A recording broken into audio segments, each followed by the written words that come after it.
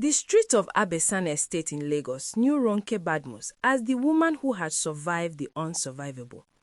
When her husband, Biodun, died 3 years ago from a sudden illness, she buried him with dignity, raised her 3 children alone, and built a small boutique business from nothing.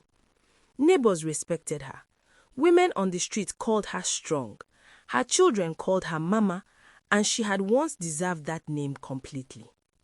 But grief does strange things to people, and loneliness does stranger things still. It was a Tuesday afternoon when Segun Adeola first walked into her boutique on Lagos Island, dressed in a crisp agbada, smelling of expensive cologne. He bought 3 dresses without negotiating the price, something no customer had ever done.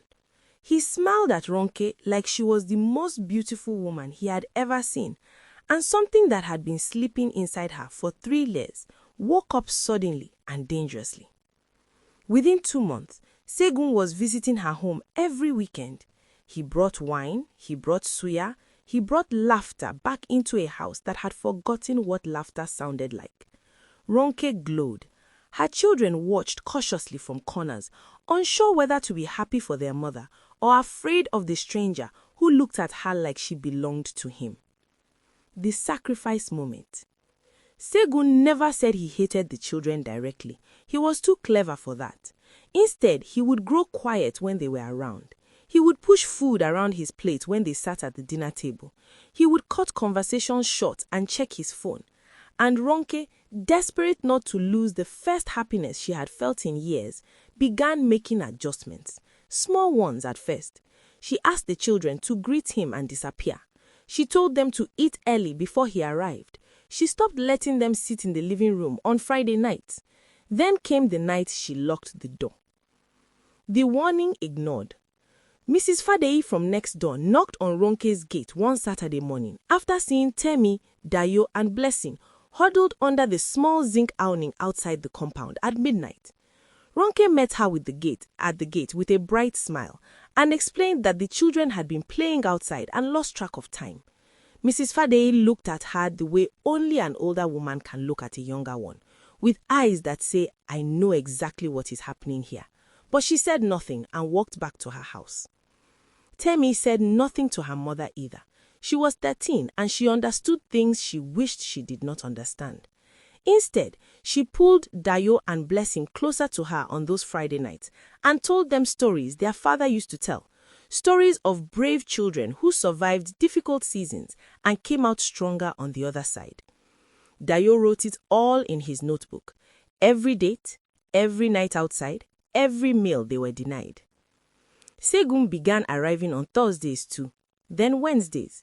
The lockouts became more frequent. Ronke began buying the children provisions, biscuits, juice, chin-chin, and leaving them in a bag outside the door, as if snacks could replace a mother's warmth. Blessing started coughing, a small cough at first that Ronke dismissed as the Harmattan season, but the cough grew. The discovery moment. It was Temi who discovered the truth about Segun, not through any dramatic revelation, but through a woman who walked into her mother's boutique one afternoon while Ronke was at the bank.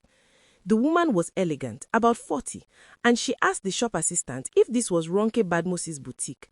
When Temi said yes, the woman sat down, looked at her gently, and said, "My sister, I don't know how to say this, but the man your mother is seeing, Segun Adeola, he did the same thing to my family in Ibadan.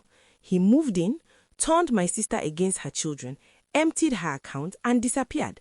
Please warn your mother before it is too late." Temi went cold. She tried to tell Ronke that evening, but Ronke dismissed her with a wave of her hand. "You children just don't want me to be happy. That is all this is."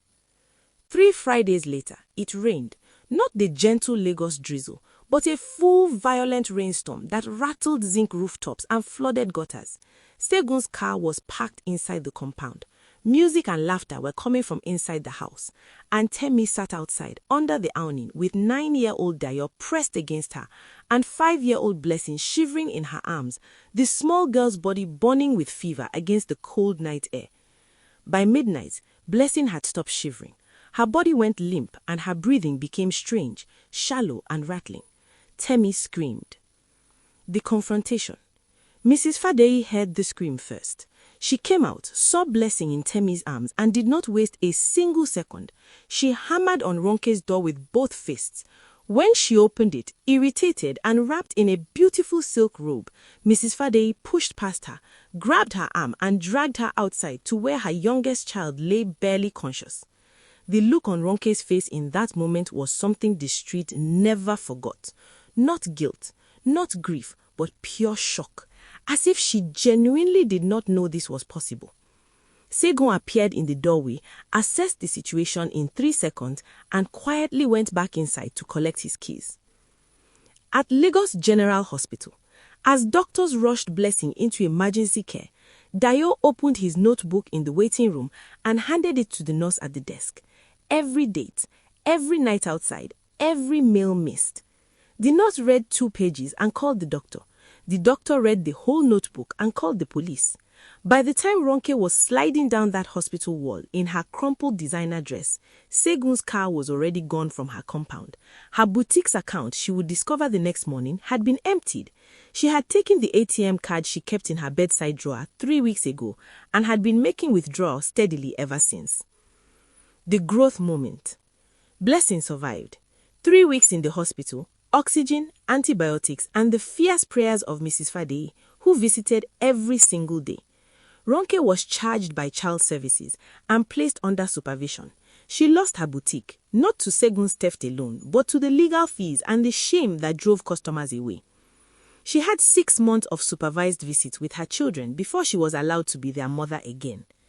In those 6 months, she sat across a table with Temi, Dayo, and Blessing once a week and said very little. There was nothing adequate to say. It was Blessing, sweet, forgiving 5-year-old Blessing, who climbed into her mother's lap on the 4th visit and simply said, "Mama, come home."